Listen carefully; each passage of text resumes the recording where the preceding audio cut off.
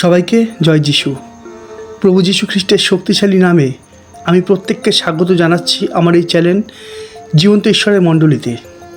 আশা করি আপনারা আমার প্রত্যেকটা ভিডিওর প্রত্যেকটা পর্ব দেখছেন, আর তাই তো আমি বিশ্বাস করি যে আপনারা প্রত্যেকে ঈশ্বরের পথে চলার শক্তি ও বুদ্ধি অর্জন করছেন। হালেলুইয়া।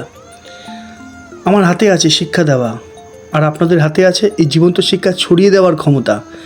তাই দয়া করে এই শিক্ষা প্রত্যেকটা মানুষের কাছে ছড়িয়ে দিন। মনে রাখবেন, এটাই তো ঈশ্বরের ইচ্ছা, আর এতেই তো প্রভু খুশি হন। আসুন আমরা প্রার্থনা করে আজকের অনুষ্ঠান শুরু করি। প্রভু তোমায় ধন্যবাদ যীশু খ্রিস্টের নামে পিতা গো, কেননা এই মণ্ডলী তোমার।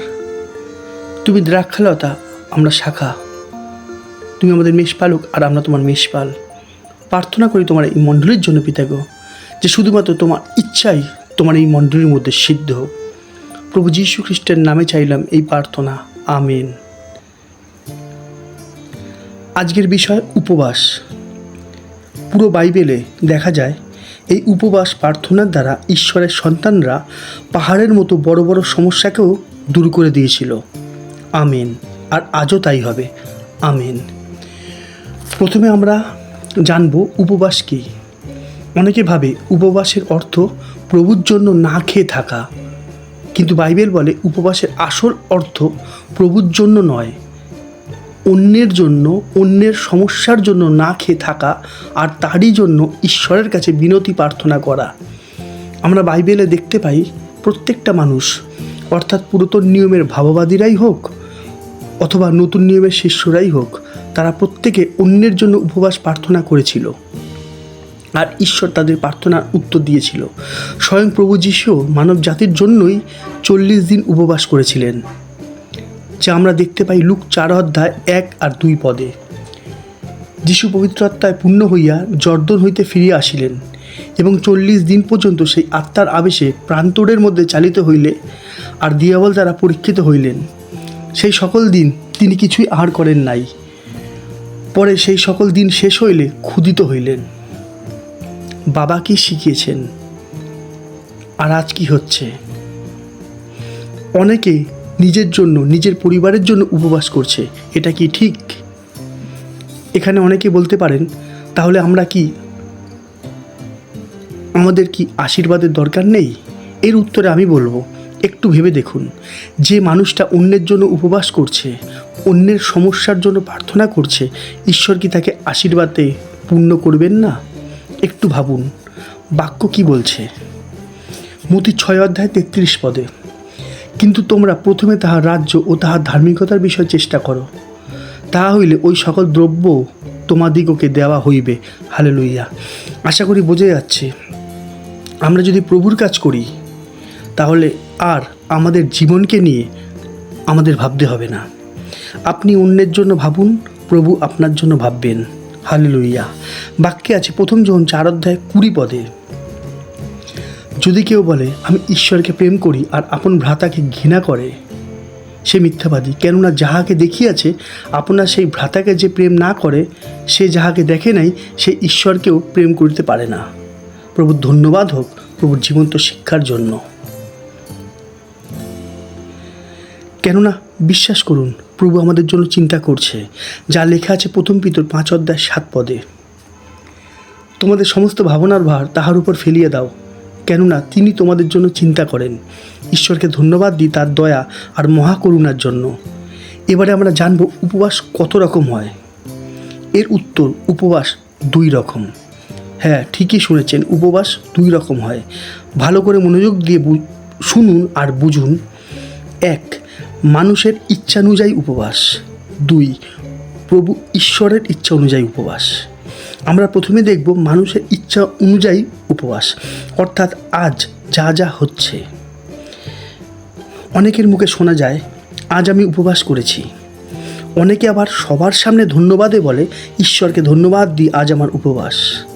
তারপর অনেক জায়গায় শোনা যায় যে সেখানে নাকি উপবাস প্রার্থনা সভা হচ্ছে। সবাই যে ভুল এমন নয়, কিন্তু যারা যারা এমন করছে তাদের বাক্য কি বলছে আমরা দেখি।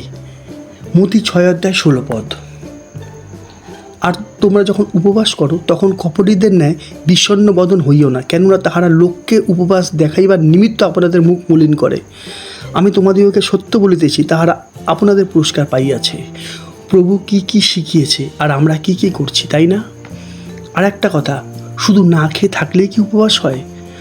আমরা একটা ঘটনা দেখি, নিনবীর ঘটনা, আশা করি অনেকেরই জানা।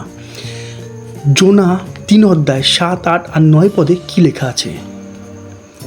আর তিনি নিনবীতে রাজার ও তাহার অধ্যক্ষগণের আদেশে এই কথা উচ্চস্বরে প্রচার করাইলেন, মনুষ্য গোমেশাদি পশু কেউ কিছু আস্বাদন না করুক, ভোজন কি জল গ্রহণ না করুক, কিন্তু মনুষ্য পশু চট পরিধান করিয়া যথাশক্তি ঈশ্বরকে ডাকুক, আর প্রত্যেকে আপন আপন কুপথ ও আপন আপন হস্তস্থিত দৌরাত্ম্য হইতে ফিরুক, হয়তো ঈশ্বর ক্ষান্ত হইবেন, অনুশোচনা করিবেন ও আপন আপন প্রজ্বলিত ক্রোধ হইতে নিবৃত্ত হইবেন, তাহাতে আমরা বিনষ্ট হইব না।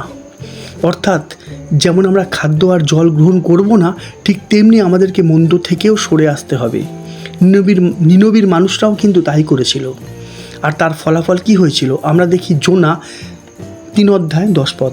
তখন ঈশ্বর তাহাদের ক্রিয়া, তাহারা যে আপন আপন কুপথ হইতে বিমুখ হইল তাহা দেখিলেন, আর তাহাদের যে অমঙ্গল করিবেন বলিয়াছিলেন তৎবিষয়ে অনুশোচনা করিলেন, তাহা করিলেন না। হালেলুয়া। অর্থাৎ উপবাস করলেই যে ঈশ্বর শুনবেন এমন নয়, আমাদেরকে পরিবর্তন হতে হবে। ঈশ্বর বলেছেন যিশাইয়া 58 অধ্যায় 3, 4, 5 পদে, আমরা উপবাস করছি, তুমি কেন দৃষ্টি করো না? আমরা আপন আপন প্রাণকে দুঃখ দিয়েছি, তুমি কেন তাহা জানো না? দেখো, তোমাদের উপবাস দিনে তোমরা সুখের চেষ্টা ও আপন আপন কর্মচারীদের প্রতি দৌরাত্ম্য করিয়া থাকো। দেখো, তোমরা বিবাদ ও কলহের জন্য এবং দুষ্টতার মুষ্টি দ্বারা আঘাত করিবার জন্য উপবাস করিয়া থাকো। অন্ধকার ন্যায় উপবাস করিলে তোমরা ঊর্ধ্বলোকে আপনাদের রব শুনাইতে পারিবে না। আমার মনোনীত উপবাস কি এই প্রকার? মানুষের আপন প্রাণকে দুঃখ দেবার দিন কি এই প্রকার?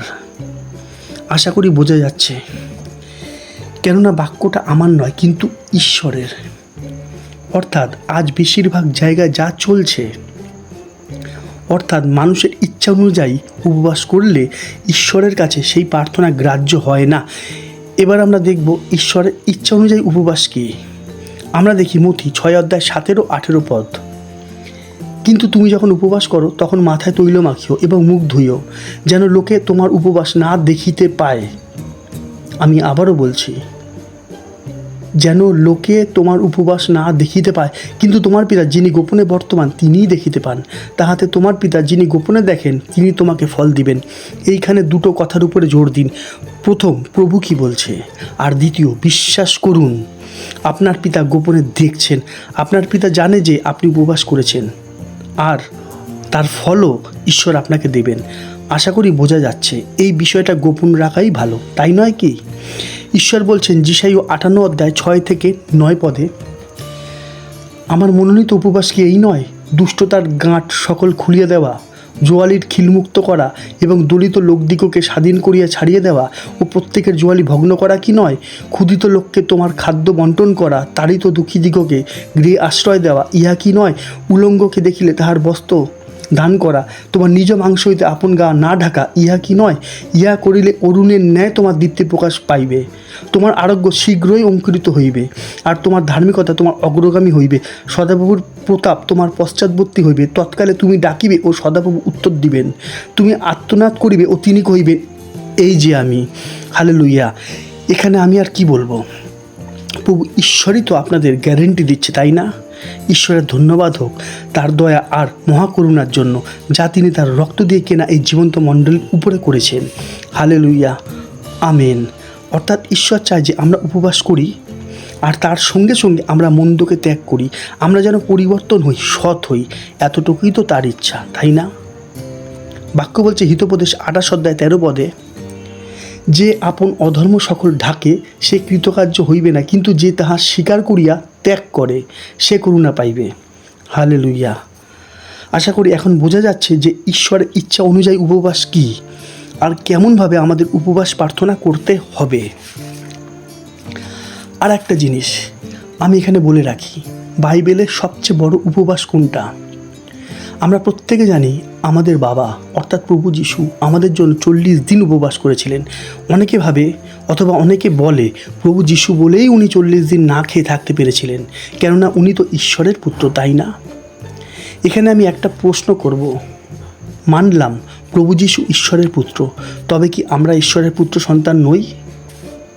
মাথায় রাখবেন, বাক্য বলছে ফিলিপিও 2:6-7 পদে, ঈশ্বরের স্বরূপ বিশিষ্ট থাকিতে তিনি ঈশ্বরের সহিত সমান থাকা ধরিয়া লইবার বিষয় জ্ঞান করিলেন না, কিন্তু আপনাকে শূন্য করিলেন।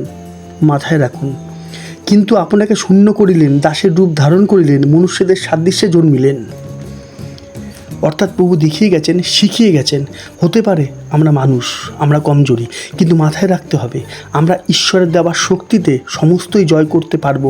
তাই তো আমি একটা মানুষের সাথে আপনাদের আলাপ করাবো, যিনিও প্রভুর মতো 40 দিন উপবাস করেছেন ইসরায়েল জাতির জন্য। আমরা দেখি যাত্রা পুস্তক 34:28 পদ, সেই সময় মোশে 40 দিবারাত্র সেখানে সদাপ্রভুর সহিত অবস্থিতি করিলেন, অন্ন ভোজন ও জল পান করিলেন না।